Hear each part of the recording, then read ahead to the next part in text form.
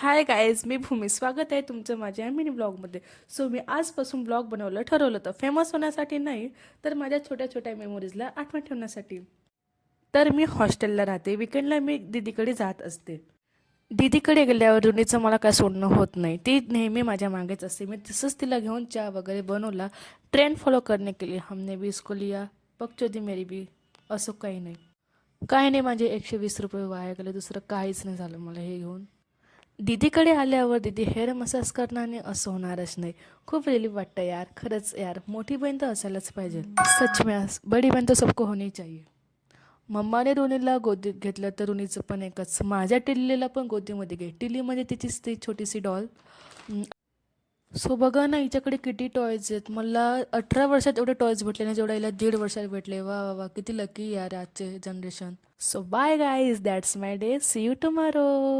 Bye bye.